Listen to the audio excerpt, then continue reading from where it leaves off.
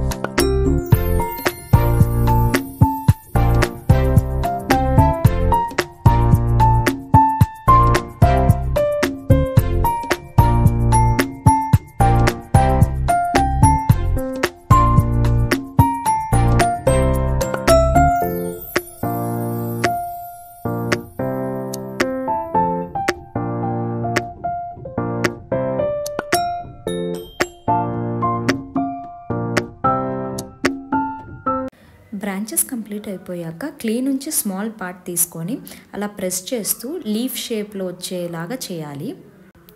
ఎన్ని leaves require అవుతాయో అన్ని లీవ్స్ చేసేసుకొని వాటిని గ్లూతో స్టిక్ చేసుకోవాలి.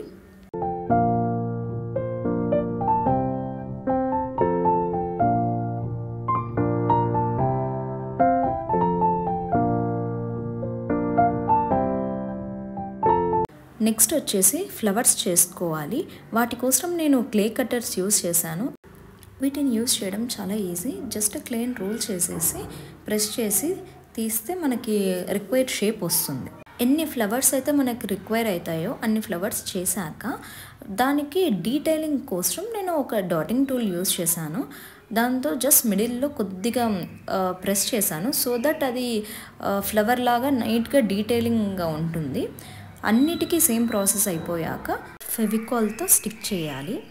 నెక్స్ట్ వచ్చేసి క్లే నుంచి స్మాల్ పోర్షన్స్ తీసుకొని డీర్ స్ట్రక్చర్ వచ్చేలాగా ప్రెస్ చేసి దాన్ని గ్లూతో స్టిక్ చేస్తూ మిడిల్లో ఏదన్నా క్రాక్స్ అలా వస్తే ఒక 2 డ్రాప్స్ వాటర్ తీసుకొని క్లే మీద రబ్ చేస్తే ఏమైనా క్రాక్స్ వచ్చినా అలా నీట్గా స్మూత్గా ఫినిషింగ్ వస్తుంది.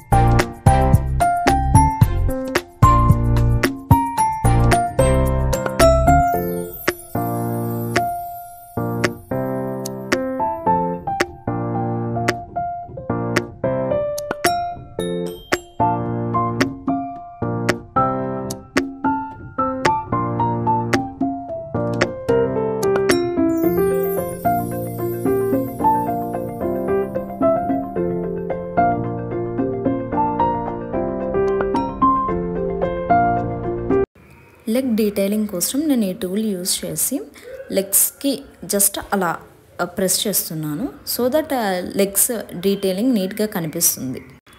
ఇప్పటికైతే క్లేతో వర్క్ అయిపోయింది. నెక్స్ట్ మనం కొద్దిగా డీటెయిలింగ్స్ యాడ్ చేయాలి డీర్కి. విత్ డాటింగ్ టూల్స్లో అక్కడక్కడ డీటెయిల్స్ చేసి ఐస్ అలా ఇచ్చేస్తే సరిపోతుంది.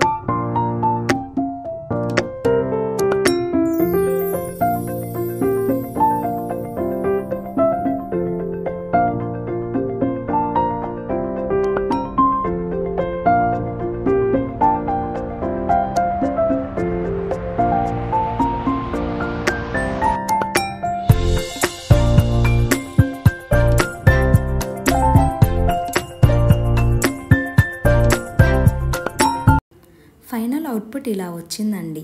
మీకు కనుక ఈ వీడియో నచ్చినట్లయితే మరిన్ని క్రియేటివ్ వీడియోస్ కోసం please do like, share and subscribe to our channel.